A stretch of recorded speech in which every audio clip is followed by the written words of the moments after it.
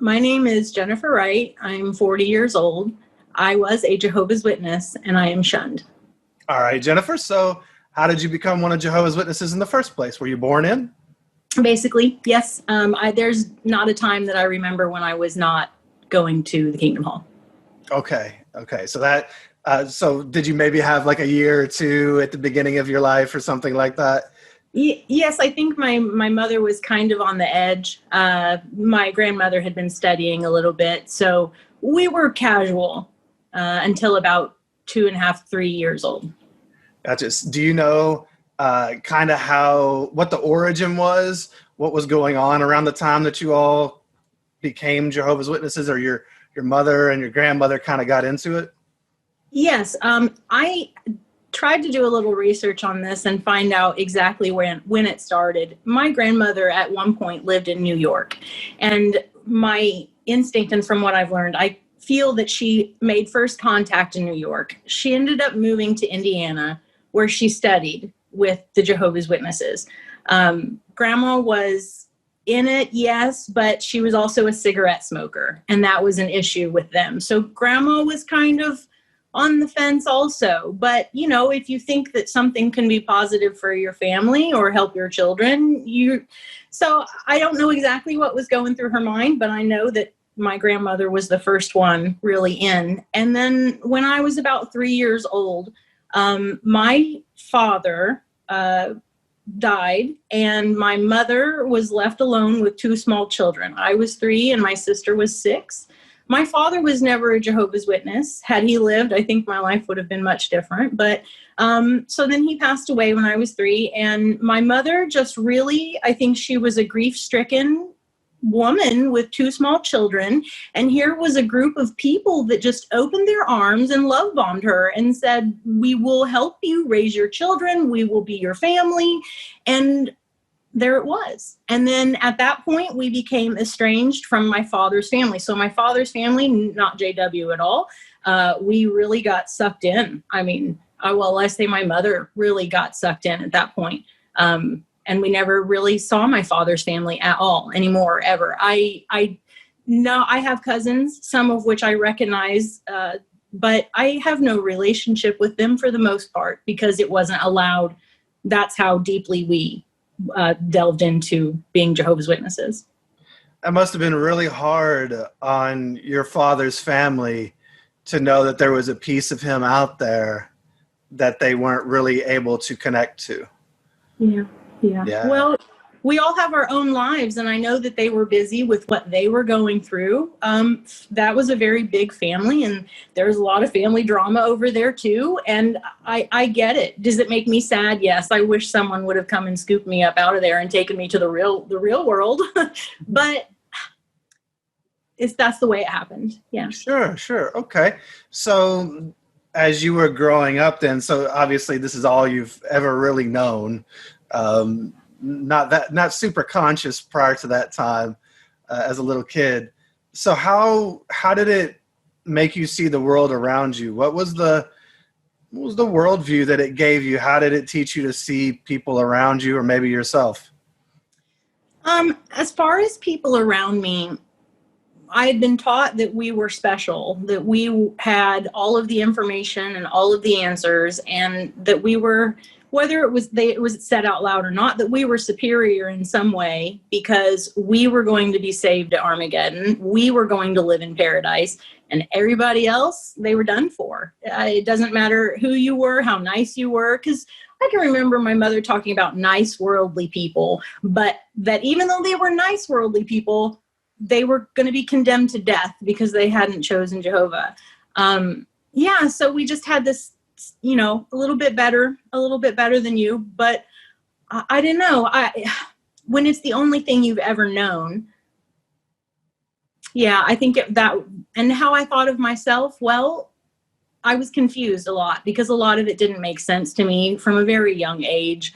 I just didn't swallow it. There were times in my life where I really got into it because I wanted to please others, please my parents, please the elders, please the congregation.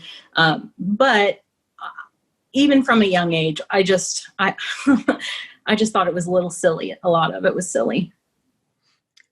I think that there are a lot of people out there probably who could listen to this and shake their head about the people pleasing aspect of all of this. Yeah. That's one of those things that often carries with us throughout our life, even outside of the organization later, because we were taught to be little people pleasers our whole lives.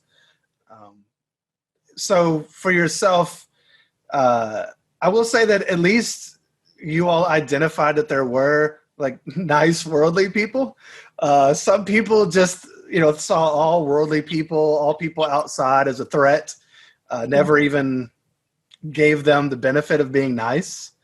So for yourself, growing up in that atmosphere, were you afraid at all of people on the outside, or did you still at least give them? Sometimes we dehumanize them. Did you dehumanize people on the outside, or did you still at least see them as people? I still saw them as people. I just knew that I wasn't allowed to associate with them. I mean, a lot of it was about the rules of the organization. Whether they were good people or not, the rules said that you do not associate with worldly people, period. And that's how it was. I can remember maybe less than a handful of times, maybe like 3 times, visiting a friend from school. And it was very short. And it was one of those things where, I remember one visit to this girl I was in class with, and Dirty Dancing was playing on the television. And I can remember thinking that I was just going to be grounded forever, because I had gone to a worldly person's house, and then here was this movie that I was not allowed to watch. I don't know. I apologize, Michael. Sometimes these memories just take me down rabbit holes, and no, never apologize for that. This is about personal story. And these are all relevant things. You're at somebody's house. This movie happens to be on. You didn't go over there to watch the movie. the movie, I just wanted to play with my friend, Right. The movie's on, but look at how much shame that brings up, and you just feel like you're wrong. You're doing the wrong thing, just because you were in proximity to something that the organization disapproved of. And correct. Like you said, about the rules and following the rules. Yes. So did I see worldly people as human beings? Yes, but they were human beings that were off limits because they didn't love Jehovah. Absolutely. Okay. So growing up in it, what was your childhood like at home? Were you all the family that, was very studious, and or did you all go out and have fun, or were you out in service all the time? What was the atmosphere of your home? My mother loved having children, and I have 4 siblings, 1 full sister and 3 half siblings.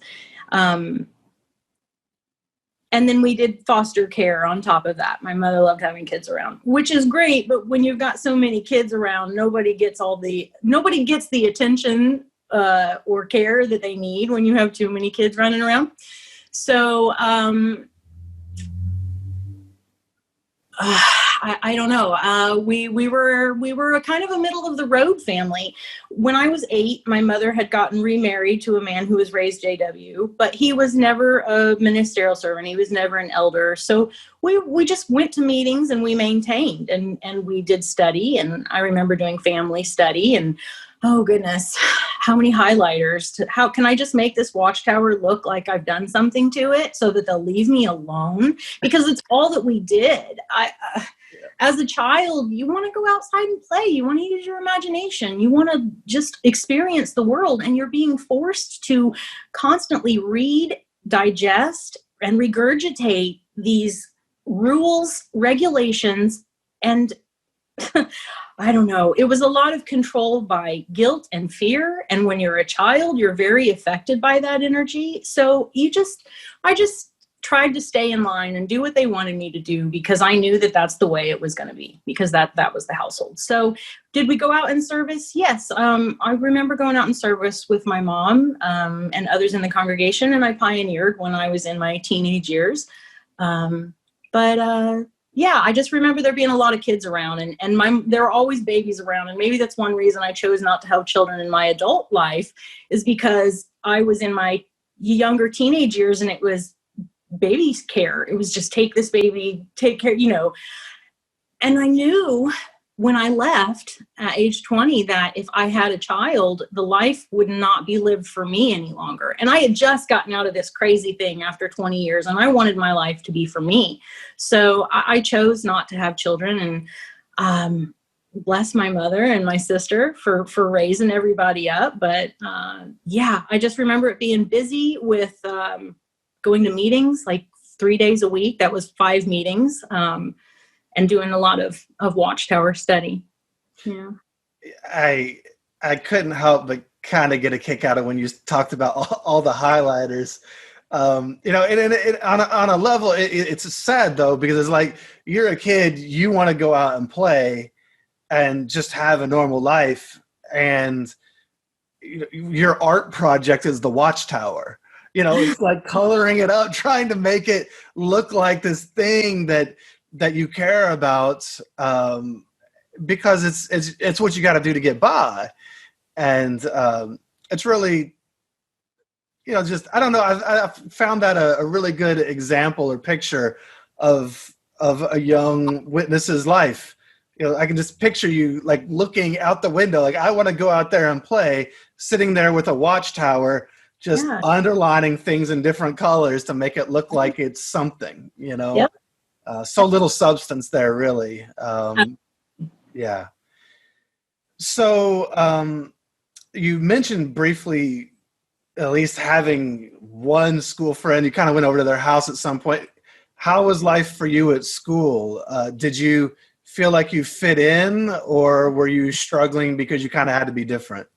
Yeah, school was very hard for me. I went to public school until 8th grade, and then I did homeschool in high school, again, to please my parents and not be lost to the world. But elementary school, I was different. I couldn't celebrate birthday parties in the classroom. I remember every time there was a birthday party, and they'd always have cupcakes, which you're a kid, you want a cupcake, I had to go sit in the hallway or go, to an office with an adult and just sit there and read a book and just be separated while they were having fun. And it sucked because, goodness, there's nothing wrong with celebration. And that was something I learned growing up, that celebration was very rare and it was only for certain occasions. But school, I was bullied a lot in school. 5th grade, I don't even know how I got through 5th grade. I think that teacher passed me just to get me out of her class. But you just keep going. And then at the end of 8th grade, I was a young adult. I was becoming myself, and it was not fitting into the mold of the Jehovah's Witnesses. And so at some point, the decision was made that I would homeschool. Did American homeschool, which is a mail-in, right? And then eventually you're supposed to get your diploma, state accredited diploma. I think that was the key word for that one. But I ended up not finishing. When I was in my early 20s and I had left JW, I had not even a high school diploma because, well, at some point, what's the more important thing? The more important thing is pioneering, which I did a lot of in my teenage years. So yeah, I feel like my schooling got a little bit off track, but I did remedy that once I got out. Gotcha. Yeah, it's a sad reality for a lot of young witnesses that end up getting pushed at some point toward homeschooling. Many never graduate. Many, and because then it's seized upon, and well, now you have all this free time since you're not doing the schooling you're supposed to do. We're going to push you to pioneer. We're going to push you to, do things around the house, or you said a lot of kids, maybe sometimes it's babysitting the kids, or, watching your siblings, or whatever the case may be. But it just really, it's tough. It's tough. How many kids at that age are going to be able to really make it on their own, doing their schoolwork, especially without parents who really value education. Yes, but they were busy. You know, they were busy with JW and they were busy with all the other children. And it was just one of those things where the education slipped through the cracks. And that's unfortunate because I was a smart kid. When I was in elementary school, mostly all straight A's. And I often look back and I think, had my education been nurtured, where I would have ended up, who knows? Who knows? But it's just one of those things that I had to deal with when I got out, that I was unprepared for the real world. Absolutely. I think there's a lot of people who identify with that as well. At the Kingdom Hall, did you find friends there at least? Did you fit in there? Did you enjoy giving talks? Was there anything, like I know you had questions about it and such, but was there anything there for you at the Kingdom Hall that made you feel like like you belonged in any way? I had a couple of friends that were also Jehovah's Witnesses, that were built-in friends, that were my friends because they were also Jehovah's Witness kids, and our parents were friendly with each other. So yes, there were a few in the congregation that we were good friends. So there was that. But at some point in your teenage years, when others start to get disfellowshipped or this or that, and then there's all this drama. Is it true friendship? On some of them, yes, I can look back and say, because a few of those people have also left the cult of Jehovah's Witnesses and are still in my life, and they are my touchstones. They are my heart spaces because they know they were there, they went through it, and they also got out of it. So I have to say that, yes, there were some lifelong friendships made from the congregation. That's beautiful. A lot of people aren't fortunate enough to have that. Yeah. So I think that's a really beautiful thing. And I like what you said, were they real friends? You know, it's tough because it's hard to know what's real when you look back at those times, because most of us didn't really even know ourselves. We didn't have an identity other than Jehovah's Witness for a lot of us. And so it was difficult. It was just one JW talking to another JW. It wasn't, Mike talking to Jennifer or whatever, because I wasn't truly Mike and you may not have been truly Jennifer at the time. So, not at all. Yeah, it's a really difficult. It's difficult to wrap your mind around how that really impacted us all, being in that kind of environment. So, obviously, you talked about pioneering in your teenage years. So that means you had to have gotten baptized at some point. So as you're growing up as a young JW, kind of what's your path to baptism, and when did you get baptized? So I got baptized when I was 12, which is incredibly young for an incredibly large, life-altering decision, which is crazy. I got baptized because that's what I was groomed to do. I was raised a Jehovah's Witness. It was what was expected of me. It was the pathway that I was put upon. And I knew that it would disappoint my parents, the elders, and the entire congregation if I didn't follow that pathway. So there was a lot of pressure to just make that happen. And I can remember my friend Kate had gotten baptized, and I thought, she was the presiding overseer's daughter. And I thought, well, it's time, 12 years old. I know that you had to do a little bit of studying of some sort. And there were a few questions I would ask you. I do not remember. I was a kid. I was 12 years old. I would have said anything to do this thing that I was supposed to do. Like, this is just what's expected. So, I was 12 years old when I got baptized. Yeah. It's pretty young to be making that kind of a decision, isn't it? At 12 Absolutely. years old. You cannot comprehend a 12-year-old brain cannot comprehend the consequences of what can happen to you when you become an adult. You are now in a contract with this organization. And if you break this contract, the ramifications are life-altering to the point that it's a lot. It's really heavy. And I think that it is wrong and a form of child abuse to allow children to make this decision. It is a form of child abuse. If you want to make that decision when you're 20 years old, when you're 25, 30 years old, then go for it, because you are an adult. When you are 12 years old, you have no business being allowed to make a decision like that. It's just how I feel about it. I completely agree. I think it's awful. I think it is predatory in ways. I think that it is abusive, and I don't think that again, people will say a lot of times, well, you made the choice. Oh, There I was was no 12. choice.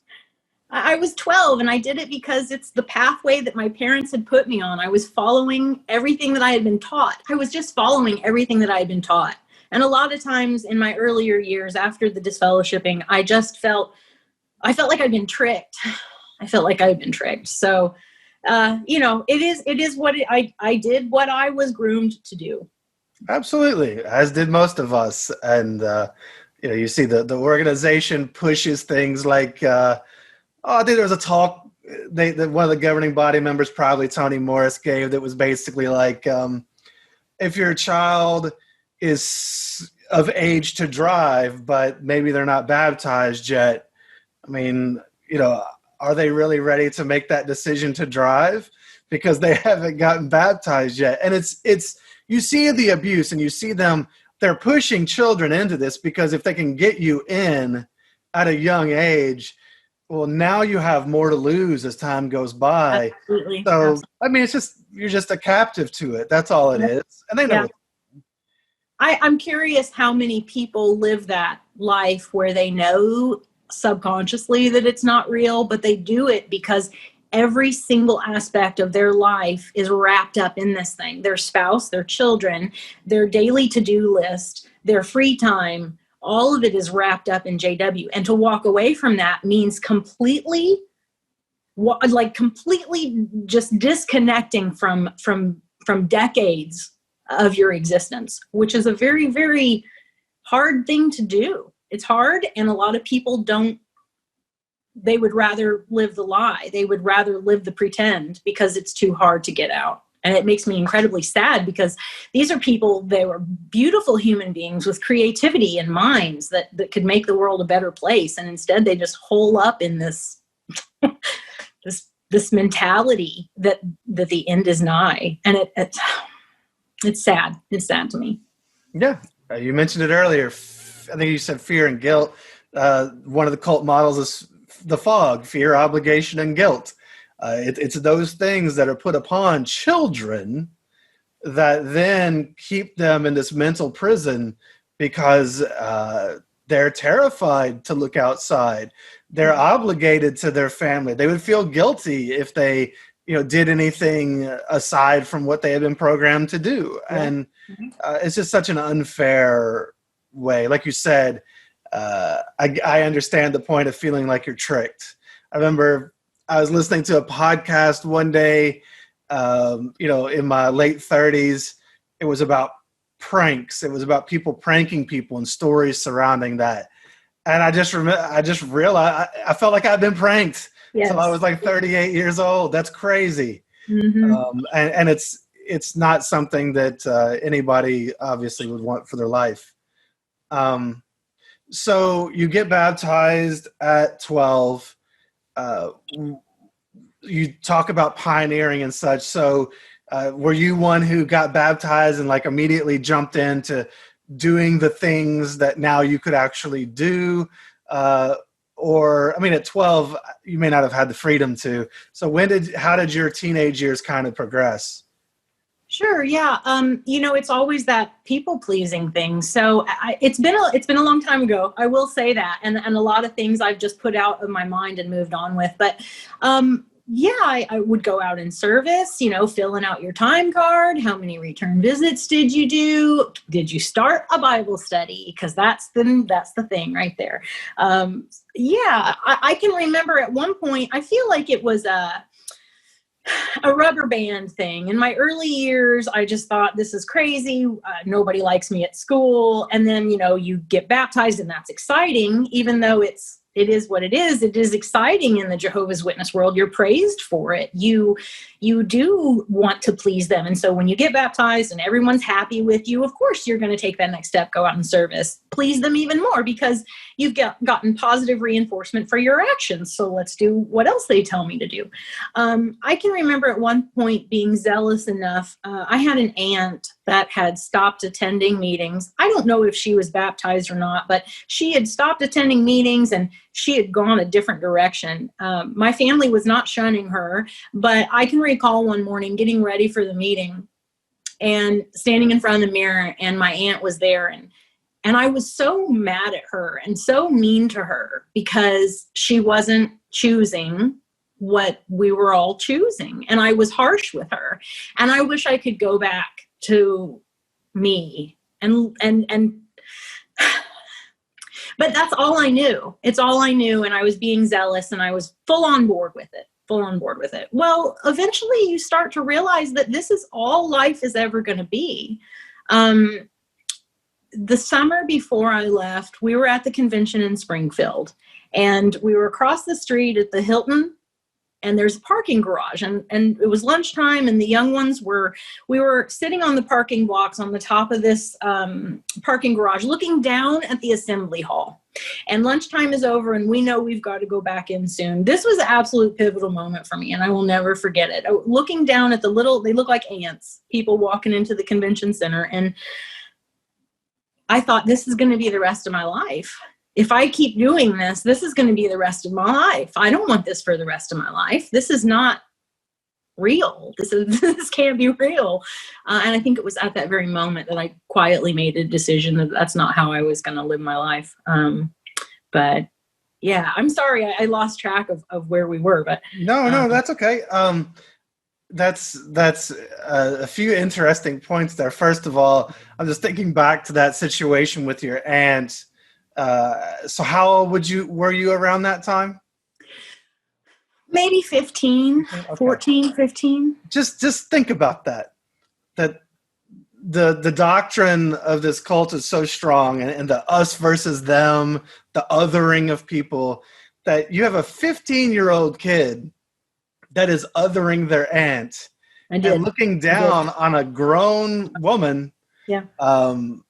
Because, like you mentioned earlier, as Jehovah's Witnesses, you felt special. You felt a cut above. Yeah. And so you're looking down on your aunt for making a different choice. And I also like what you said, which was that you didn't know any better. That's what we were all doing. And that's where we have to find acceptance, is because we weren't doing things out of malice. We were just doing what we were programmed to do. There certainly wasn't, we didn't have malicious intent. We were just, it was ego. We got attached to a label, attached to a thing. And we were made to feel different in a good way a lot of times than others. Well, it felt good at the time, like we were better. It's not actually good. It's a total fallacy. It's not real. Yeah, what are you clinging to? Yeah, it's a fairy tale. And so then, fast forwarding to that moment. So you said it was the summer before you left. How old were you at that point? I was over it. How old were you? Oh, I'm sorry. I was 19. 18, 19 in there. Yeah. So at 19 years old, then you realized, I love the visual of this, you looking down on the little ants, the people walking in and just being like, yeah, this is it. And I think that's such a strong point, because from the time you're born and raised as one of Jehovah's Witnesses, especially if you're a sister, your entire life is prescribed for you. I mean, brothers, the same thing, but brothers at least have a few different options. Mm-hmm. But as a sister, there's only so much you're ever going to be able to be or do inside this box that contains you. So it's a really, that's a very poignant moment. I appreciate you sharing that. Yeah, I don't ever want to forget that, because it was life-changing, because I knew that what was going to be coming was hard. And I think that that's why it took me a year to really, get myself together to know what was about to happen. I was the first of 5 children that left, and I feel like they made an example of me, which they had to do what they had to do. That's the thing that they had to do. So, but yeah. So I was 18, and it took me about a year to really start to exit out. And interesting thought that the reason that I got out, my mother actually made it possible because a few years prior, she had taken a Purdue Extension class on nutrition, and she met the teacher of this class. Nice worldly person. Okay. Lovely worldly person. And this lovely worldly person had a daughter, and my mother allowed me to hang out with her daughter, and she was my exit. She was my safe person who helped me out. I don't know if I would have gotten out without her, but I would like to think that I would, but I'm so thankful for her being there, because there were moments where it was the rubber band effect, and I was, yeah. Am I getting ahead? Oh no, that's okay. So let's talk about this time in your life. You've gone from, so at one point you're pioneering, and now you're at this point where you realize this isn't what you want for the rest of your life. So what kind of changed? I mean, was it just age and a little bit of perspective, being, older than 12 when you got baptized? Or was there anything that happened along that period of time that kind of got you thinking? Well, one thing that always stuck with me were the prophecies that were never fulfilled. The call to Armageddon again and again that didn't happen. And as a kid, I can remember looking back at some of the books and thinking they change everything. Every few years they change it, and it's new light, and it's new light. And it's just like this treadmill that people keep walking on. Well, they said the end was going to come in 1975. Did it? No. Yeah, but when you are grown up with Armageddon hanging over your head, it's going to come eventually, and maybe they'll get the date right one day, and we'd hate to abandon it now, because what if they are? I couldn't swallow the doctrine. It really rang false to me. It really did. Good for you at an early age seeing that, because I know they gave us so many thought-stopping techniques at that time. You were, they would have talks about, are you serving for a date? Are you just serving for a date or for it? And it's like, you morons put the date in my head. I didn't come up with the date. You came up with the date. Now you're mad at me for serving for a date. Don't dangle the carrot if you don't want me to chase it. Yeah. And so I remember they had a lot of ways of shaming you for daring to actually listen to them and get your hopes up about a thing that they kept promising. But you could see that it wasn't real. It just did not make sense to me. I didn't know what made sense, because I had been raised in this crazy way. I had no idea what made sense, but I knew that didn't make sense. It just didn't make sense. I like that. So as you're going through and you can see this doesn't make sense, you're going toward this time when you're actually going to make your exit. You've gotten to the point where you're looking down at people filing into a convention, and you can see that you want more for your life than to live in this arrangement. I know that you mentioned this other person that from your mom studying with the Purdue course. This other person came into your life, and that helped you. But what else was helping you at that time to wake up? Was it just this person, or were there other things that were happening around those conventions and various things as well? The process of waking up is slow. Yeah. It is not an overnight thing. And I just didn't buy it. And so that was helping me slowly wake up for years. And I think by the time that I was ready to leave, my brain knew it's time to go. This isn't real. We're abandoning ship. We're out here. All I wanted to do was walk away quietly. I didn't want to be disfellowshipped. I didn't want to be shunned. I didn't want to displease anyone. I just wanted to walk away. Just let me walk away and live my life. But that's not what you're not allowed to do that. Not when you're baptized. You're not allowed. You're locked in. You've made a contract. to serve Jehovah for the rest of your days. And I wasn't going to do it. So, so what was that like for you then? What was, 'cause I know you kind of alluded to, they made an example of you. What was your particular path out? You're sitting there at that convention, like you said, like a year later or whatever, you're getting more ready to leave. What did you do? Did you just try to walk away and they chased you down, or yeah. what? Okay.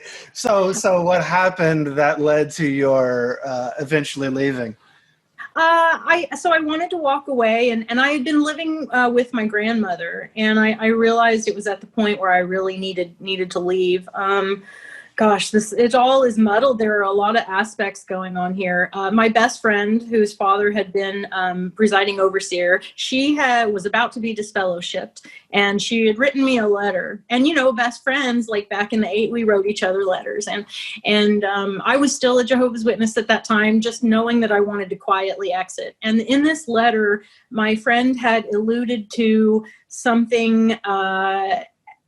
It was an experience that she and I had, and that letter ended up in the hands of the elders. I had left it in my room, and I don't know if my mother or grandmother turned me in, but I think it was one of the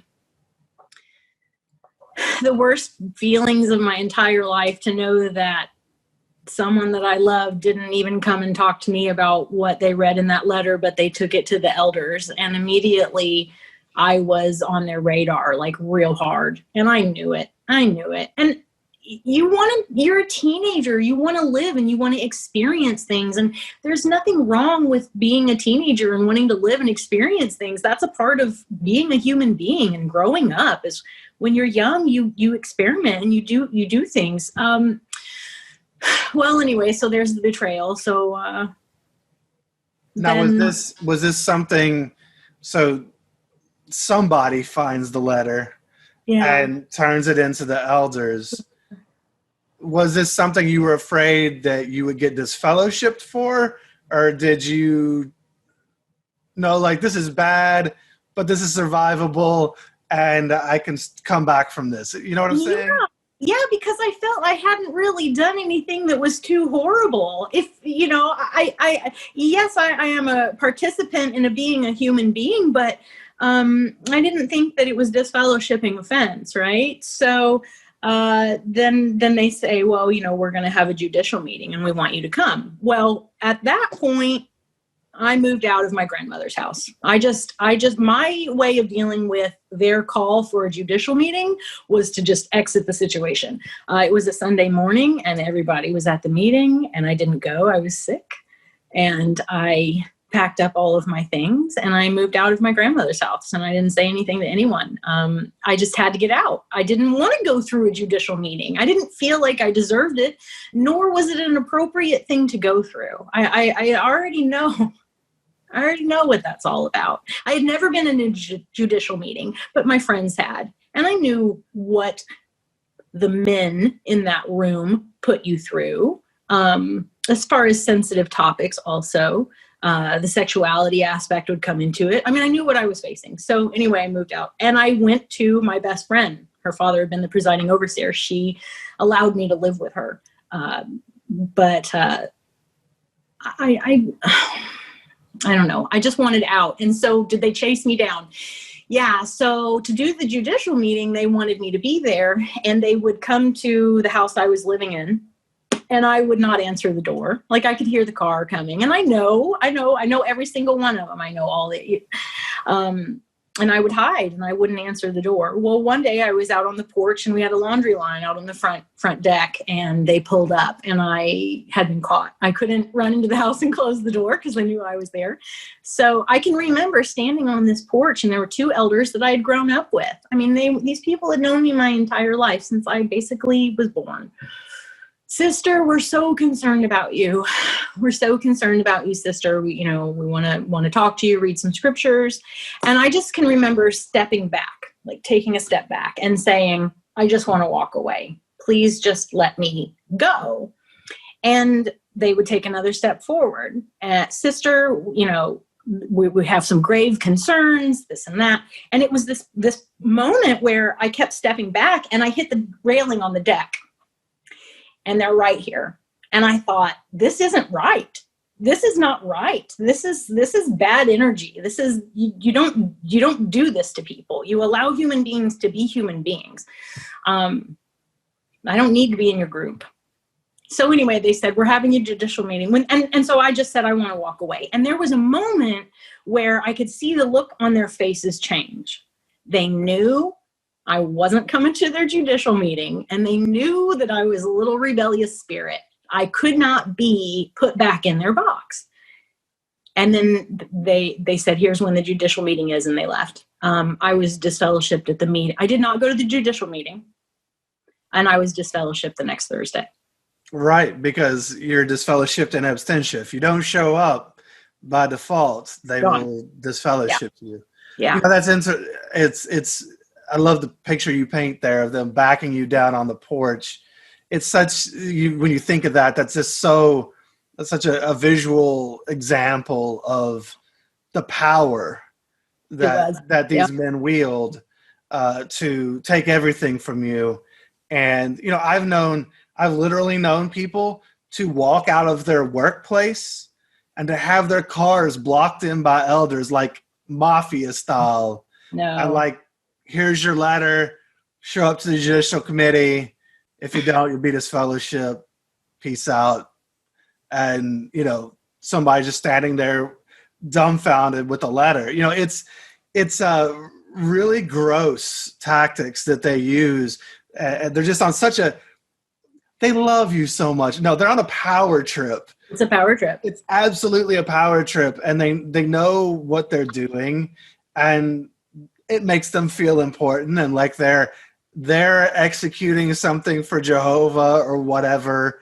And it's just awful. It's such an abusive practice, the way they handle it. I'm sorry that it happened in that way to you. It's just so, it has to feel it's violating. Yes, but looking back, they showed me who they were, Michael. They showed me, and my brain that had been trained from birth to accept this stuff was breaking free. And when they did that, and I knew it wasn't right, and I thought, this is not the place that I'm going to be. It cemented my desire to leave, because I don't want to be a part of people who act that way. It's totally inappropriate. I like that. It cemented it for you. I think that's because a lot of people leave. A lot of people are disfellowshipped, particularly for some sort of behavioral issue or whatever that they want, some sort of action they want to take against them. And they don't, because it goes down like that, they're forced out, but they still have a hard time reconciling it. And I think because you got to see those elders behave in such an awful, nasty way to you, it really does help reinforce that. Mm-hmm. Because there's so much doubt that can linger in your mind after things like this. So I guess you were disfellowshipped then pretty quickly since you didn't show up. Yeah. And that was hard. You go from not knowing anyone, because we were so enclosed in this religion that you literally are starting your life over at, almost 20 years old. I had started everything over. And losing my family was hard. When you come from a big family, yeah, it's dysfunctional and it's ridiculous and you fight, but you have each other. And then all of a sudden you don't. I can remember my mother was the one that I was very, very sad about. For 2 years, there was this, I would go to the house and I would want to be a part of the family. And it was always, that you can't stay. You don't love Jehovah. If you would come back to Jehovah, you would be accepted into the family again. These are the rules. You broke the rules. You knew the rules and you broke the rules. And so these are the repercussions of it. You have to deal with this. And it made me incredibly angry. made me incredibly angry. I couldn't believe that they would actually do that to someone that they claim to love, that you would tell your daughter that you're not welcome because you don't believe in my God. You're not welcome here because you don't go to meetings. You're not welcome here because you turned your back on Jehovah and you know that you're on the devil's path. Okay, I know I am, but I'm still a human being.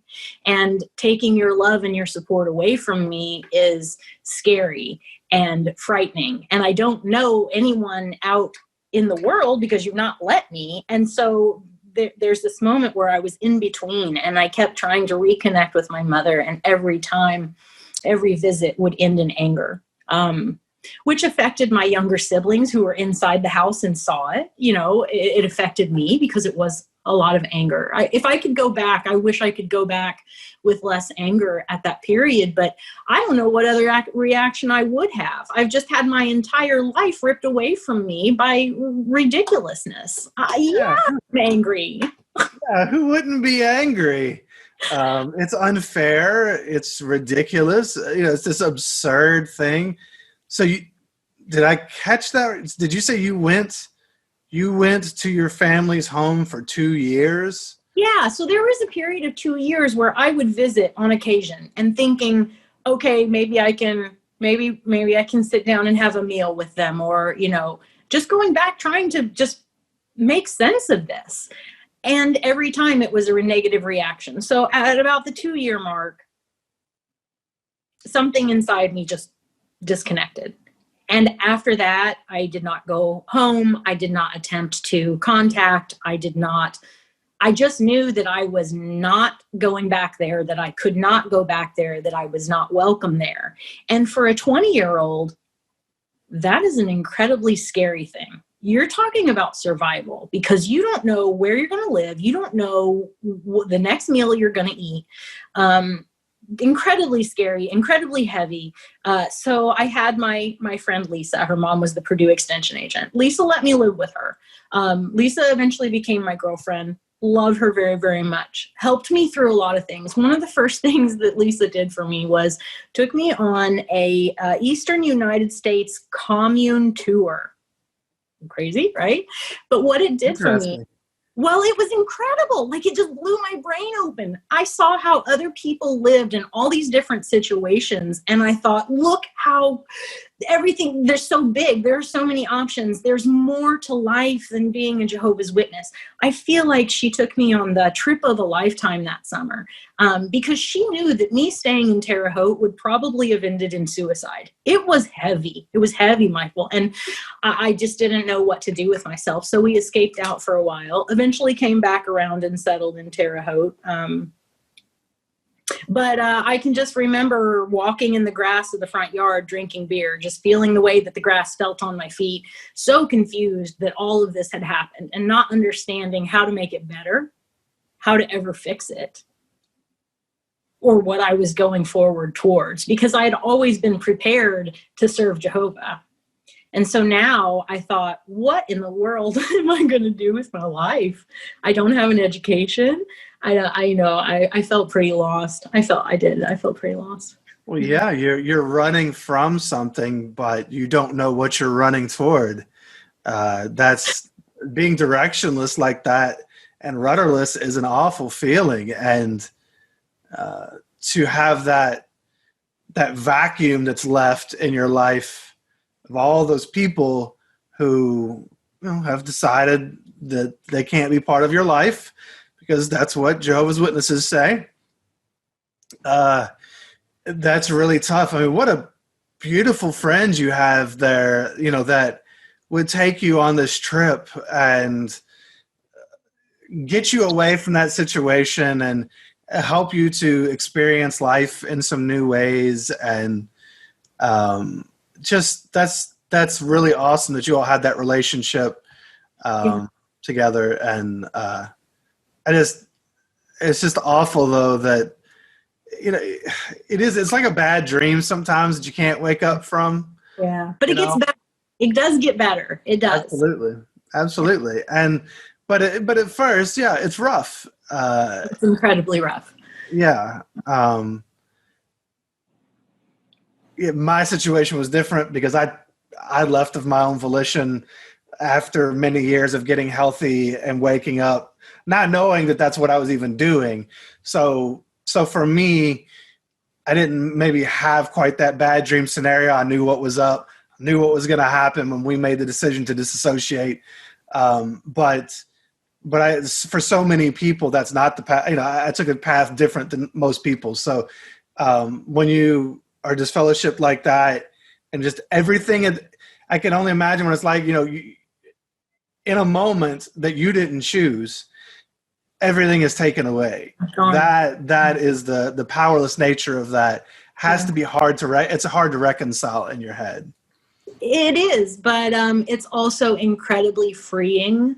I was thinking about our intro that we do, that you do on every show. And although I am shunned, I would almost like to tweak that and say that my name is Jennifer Wright. I'm 40 years old. I was a Jehovah's Witness, and I am now free.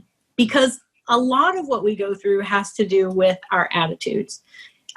Yes, I'm shunned, but in the 20 years that I've been out, I've created a life for myself that's beautiful.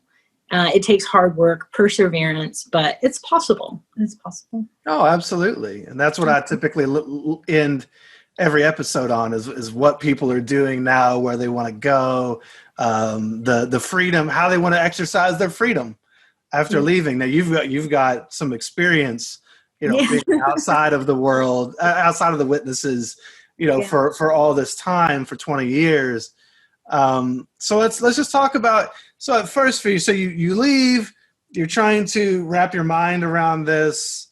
I can't remember the person's name who took you on the trip. Lisa. Yes. And so you come back to Terre Haute, which is a pretty small town in Indiana, right? Yeah. I think I've been there once. It's been a long time ago. And so you kind of come back. What are you coming back to, and how are you starting at that point to kind of either try to settle in or try to figure out who you are or where you want to go? Yeah. So, I know the priorities. I need to get a job and I need to make money because this is about survival. I now have lost my entire support system. I have no parents, no siblings, no grandparents, and the friendly faces that were in the Kingdom Hall are no longer friendly faces. Like, everyone has turned their back. So what do? In my case, it was work, because work meant survival. And so job here, job there, trying to figure out where I was going. And there was a pivotal moment that changed the path of my life. When I would see Jehovah's Witnesses around town, at the grocery store, wherever we would be, they would shun me. And the feelings created inside me were overwhelming. There's nothing like it. People who claimed to love you for so long now treat you like you're not even worth the dirt under their shoes, so much so that they refuse to talk to you. And if they see you in the aisle of the store, they may turn around and go the other direction. Let alone me even speaking to them, because if you're disfellowed, you just don't speak to them. At least in the beginning, that's the way it was for me. So very, very strong emotions that would go through me when I would see Jehovah's Witnesses, which was decently often, too much for my comfort level, because I didn't realize how much mental strain that I was under, because I was just trying to survive. But I did know that when I saw them, that it had become very unhealthy for me. And I, talking about where am I going to work and where I don't want to see Jehovah's Witnesses. And it came up, where can I go where I'm not going to see a Jehovah's Witness? Well, the local adult store in town was hiring. And I thought, well, they're not going to go in there. And sexuality had always been something that I enjoyed, so I got a job as a night clerk. And it was a safe place. It was probably the safest place that I could possibly have imagined. That's awesome. If you do see any witnesses, hey, it'll be a really super awkward situation. Yes. Yeah. could result in issues for them if you wanted it to. Yeah, if I wanted it to, which I wouldn't, because that, it's a confidentiality thing. Sure. But at the same time, on the other side of this, having that job created in me a different person, because I feel like I'd been raised in a Chinese takeout box, a little white box, and it had 1 grain of rice in the corner and the lid was closed. And that's where I lived for 20 years. And we ate on that 1 grain of rice. And then the lid got blown off. Like the whole box was gone. And then I was in a feast of the world, which I know that they hate hearing that, the feast of the world, but the world is a feast, and you get to choose your pathway. You get to choose the good things, and maybe you choose some bad things, but you learn from that. So within this job that I now held, talking to people about intimate products, it created in me even more of a non-judgmental attitude. It took away the other. It took away the dehumanizing of non-Jehovah's Witnesses. I was now in the world, but I was also in a job where I had to connect with people on total strangers on these levels and talk about deep, intimate subjects and help them make purchases. This was terrifying at first. It was terrifying, but it was also fun, and it was lighthearted. And, people may judge me for the work that I do, but that's the wrong thing to judge me on. Judge me on who I am. Judge me on how I treat you. Judge me on how I treat animals. Like, are you looking at the exterior? Or are you looking at the interior? Because if you're looking at the exterior, I probably don't need you in my life anyway. So yes, unique job. Go ahead. Can I just say, I absolutely love the contrast. And so you grow up as one of Jehovah's Witnesses, which is an extremely sexually repressive environment. Sex. The only time you hear sex mentioned is when it's like the mention is then like, don't do it, run, sex is bad, sex is dirty. You're a terrible person for even having the thought of having a sexuality of your own. And then I just love what you said about, so you go and you work in this, what would be the word that you called it? Would you call it? An adult store. Store. Okay. Yes. So you're working in an adult store. And you said it was fun, and it was lighthearted. What a contrast! Absolutely. One environment where every sexual encounter could literally mean life and death for you, your eternal salvation, versus, hey, sex can be fun and lighthearted, right? A whole different way of experiencing one of the most personal and intimate parts of humanity or human life. Such a different, and to go from sexual, what do I want to use? Repression, ignorance is what I was going to say, to suddenly to a world where, you have to form that knowledge over time. That's just such a different, it's so different from the environment you were raised in. And I think that's awesome that you went for it and worked in something like that, and that was something that mattered to you. Yeah, and over the years, it has become something that matters to me. I value the human sexual interaction. This is not a cheap thing. A lot of life, again, is your attitude and how you go about it, your morals. In one way, I'm glad that I was raised in a little cardboard box, because it kept me at a certain moral level until I reached a mature enough age that I could really deal with my own sexuality. Sexuality is powerful. Sexuality is one of the most powerful things in the human existence. And the Jehovah's Witnesses will, oh my goodness, it is so controlled. There is no sexual education. I received 0 sexual education. And on top of that, as a child who I felt was a early sexual child myself, my sexuality woke up early. I was given 0 communication about it, how to handle it. So you take a young person who is going through puberty, and all of these chemicals and hormones are just going through their brain and their body, and things are so strong and powerful. And you have parents and elders who are just saying, no, stop, don't think about it. It's not allowed. This is wrong. This is, I desire for more people to be educated sexually. Like, that's one reason that I really enjoy my job, because when you have education, you have power. That's one reason Jehovah's Witnesses don't want you to be educated, whether it's education, high school, college, sexual education, name it. If it's education other than what the governing body feeds you, it's not allowed. So I say yay for human sexuality, yay for education. Just treat each other good, That's all. Have you seen the Pillowgate video? I have not. Okay. So there's a video that Jehovah's Witnesses made. This is at Bethel. It was leaked, I guess.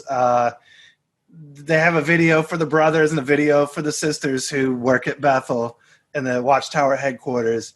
And it's about like, it was called Pillowgate because it's basically about not humping pillows. And it's all about like, don't wear tight clothing that might rub up against you and feel good. They're so repressively terrified of all of this. And it's just so, they make any natural expression of human sexuality disgusting. Yes. To scare people away from it.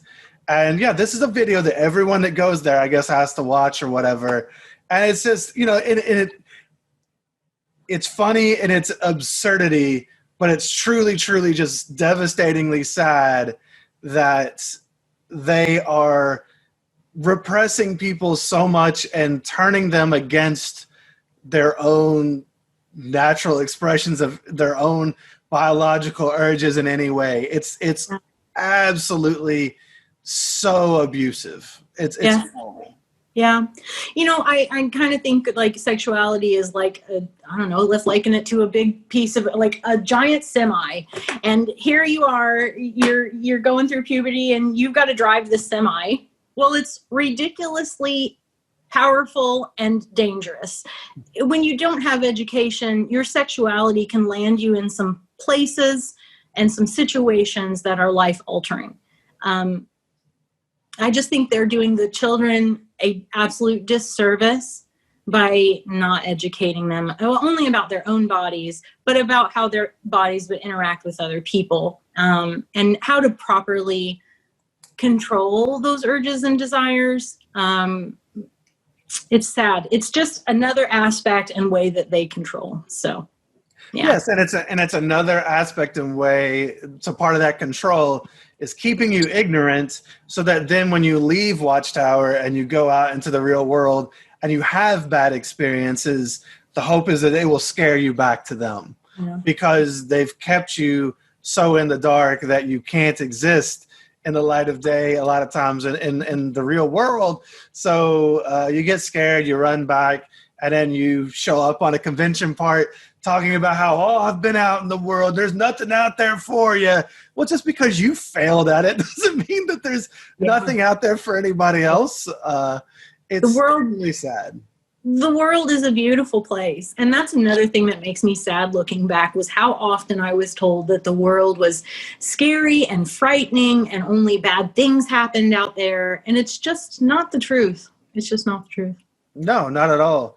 So, all right, so you've got this job, you're working in survival mode. How does your life progress? So, because I know you're out. I don't know when you start mentally, I don't know if you ever go back at some point and examine what you were taught and break any of it down, or learn any more about the realities of Jehovah's Witnesses, or if you just kind of rode off into the sunset. I mean, I was done. Everything had been blown to bits. In recent times, I've spoken with other survivors who have also left that place, that basically the people that I grew up with. And I kind of giggle when I say it, that when I left, I blew it up. I said, I don't believe this. I think you're crazy for doing this to me. And this is nuts. I blew it up. Some of the other people who left, they leave softly. They fade out into the sunset. Well, did I just completely disconnected, didn't feel the need to go back and read anything. I mean, I abandoned all of my books, all of the literature. You couldn't pay me to step into a Kingdom Hall. It's just not going to happen. It's not going to happen.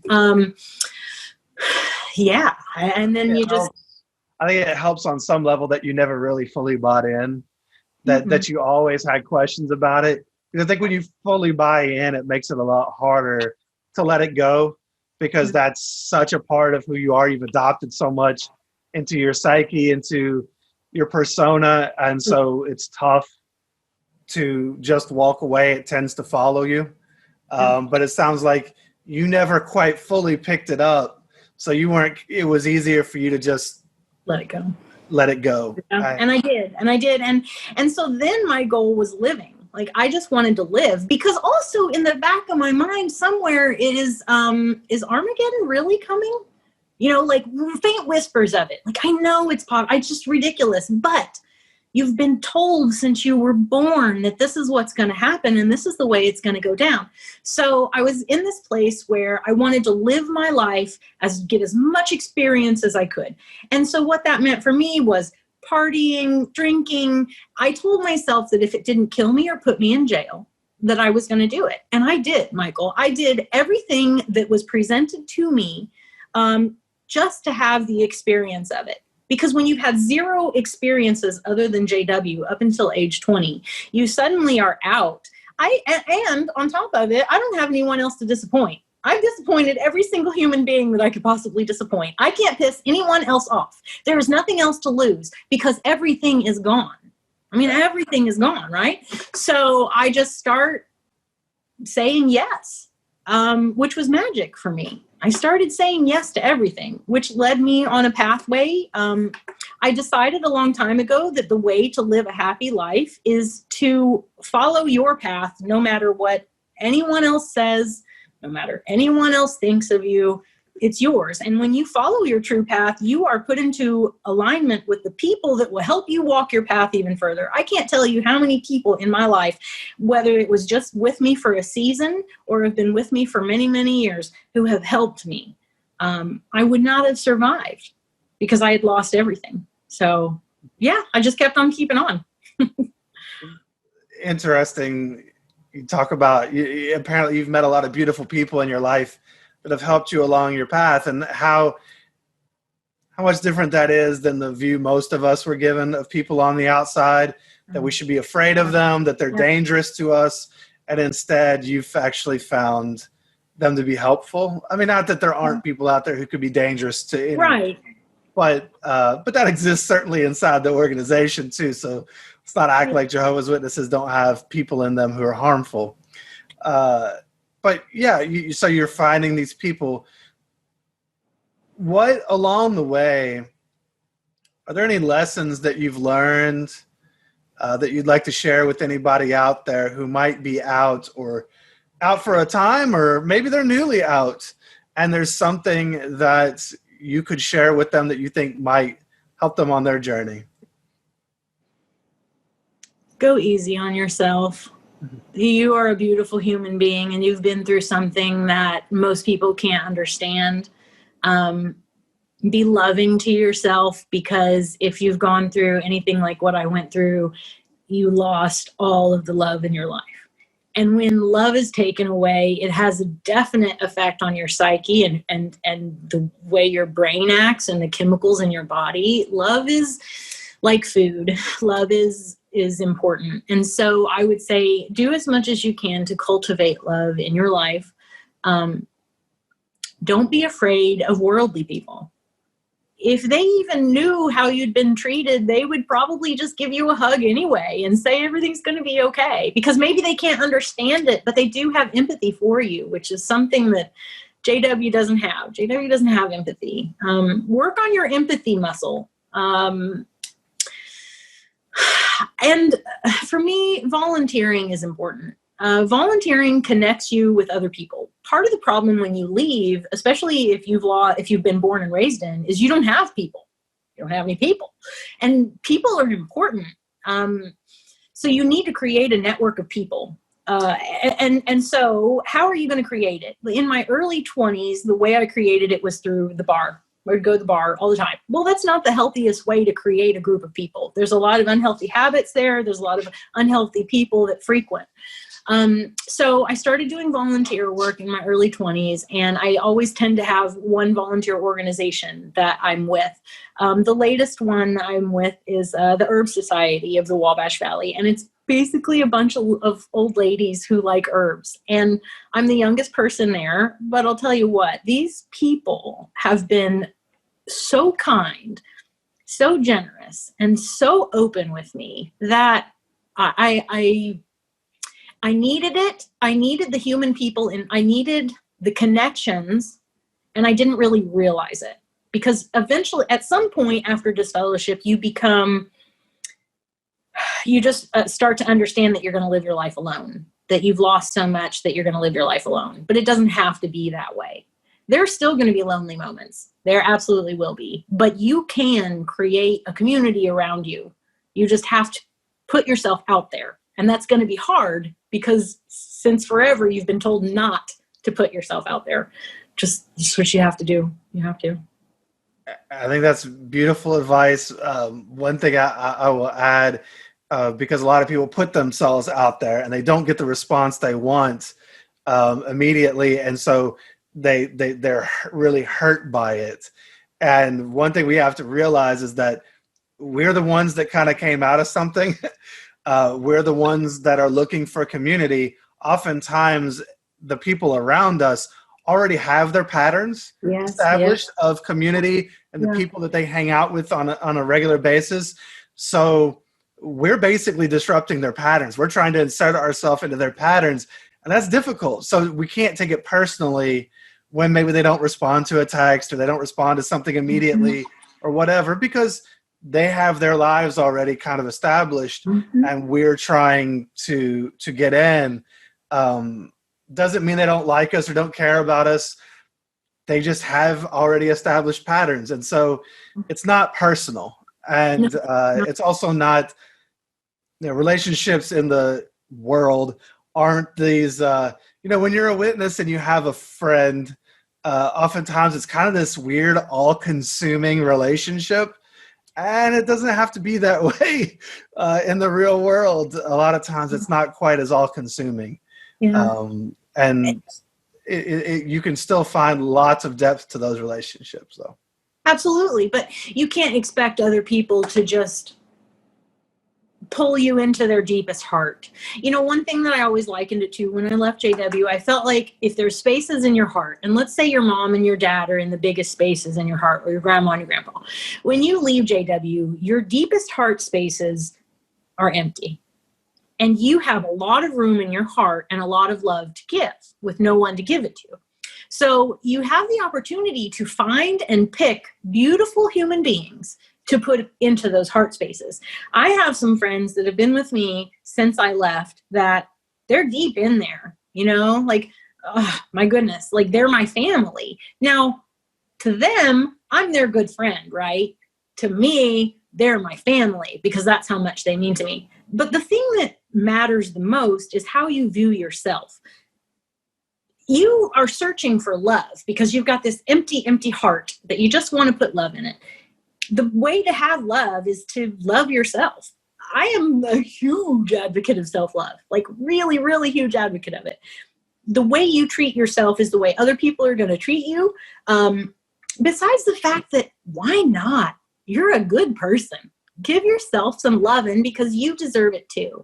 Whether that is reading a book, whether that is taking a bubble bath, however you do your forms of self-love, just remember that you've been through something, you deserve kindness and gentleness, but most of all, you deserve it from yourself. It's the one relationship you always have. Absolutely. With yourself. Other people might come and go, but you're always there. And so how different it is to think of, and it's one of the things when I coach people I work on is, finding yourself. Who are you? What do you like? How do you work? How do you not work sometimes? What are the risks you avoid? What are the risks you love to take? It's experimentation and trying to figure out who you are and what is a good fit for you. so that you can truly enjoy being with yourself. Yeah. Being alone shouldn't feel like a punishment. Right. You should be okay with that at times once you've found who you are and begun to like yourself. But that's the exact opposite. I mean, Jehovah's Witnesses are all about disowning oneself, pummeling your body and leading it as a slave, not trusting your own heart. It's all this awful stuff that teaches us to hate ourselves, not trust ourselves. And when you leave, you have to work on the exact opposite of that and trying to figure out who you are, what you really want in life, so that you can have these things that are fulfilling to you, so that you can be fulfilled in yourself and actually live instead of just existing like we did for so long. Yeah. And that's what it was. It was existence. And living is beautiful. It is, isn't it? It really is. It is. So I kind of a switch from living is beautiful to I want to make sure I ask this question in case you had something prepared for it. But if you could say something to your friends and family that shun you, what would you want to say to them? If you could reach out to them and say something, what would you say?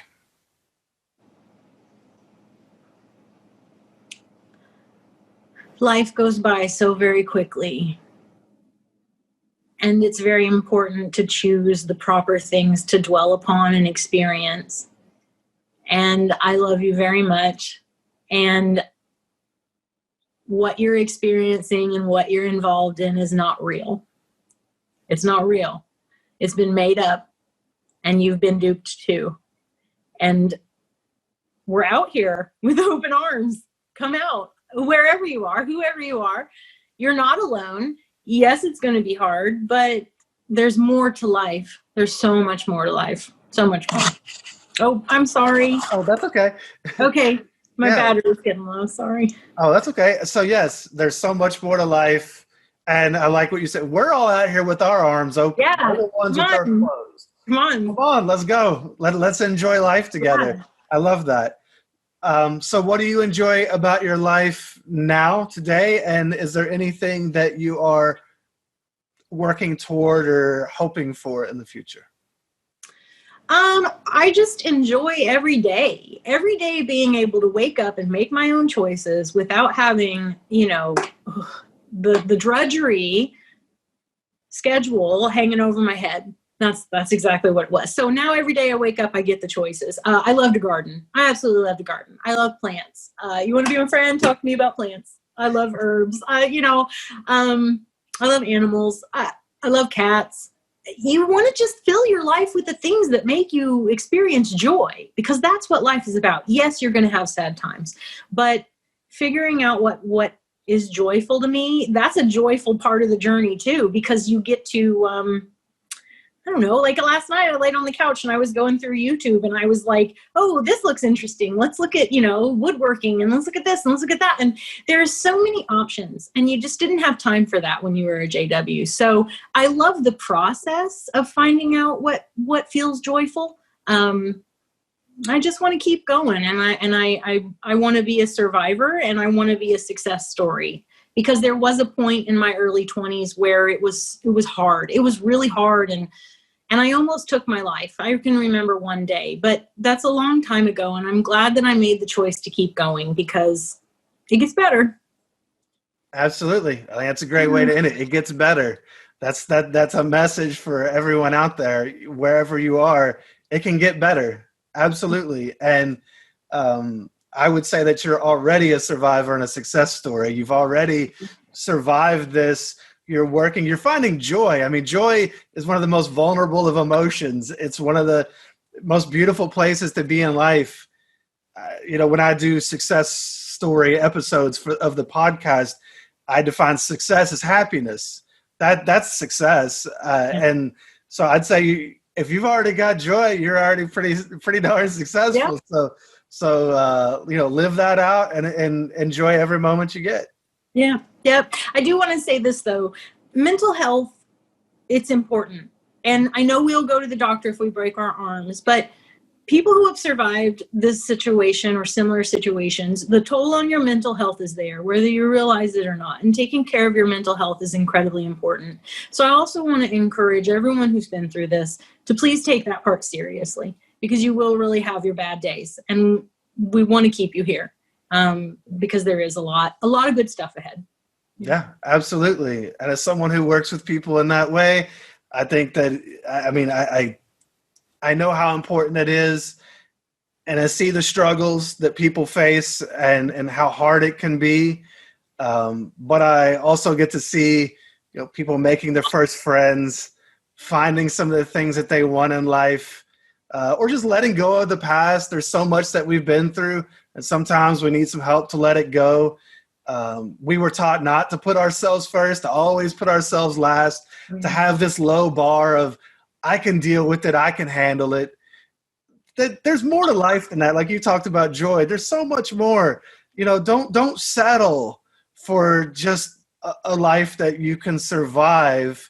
Work on thriving, and you can do that, but do reach out for help to whoever it is that you feel can help you. Yes, absolutely. Like you said, reach out. Don't be afraid. Life's too short to leave at the mercy of the default that which is what we came from. So I love that. I love that. I would, huge advocate, more people reach out to a coach, reach out to a therapist, reach out to somebody. You don't have to do it alone just because maybe you were shunned by some of the people that meant a lot to you. There's lots of people out here who want to help. And so absolutely. Please reach out. I agree.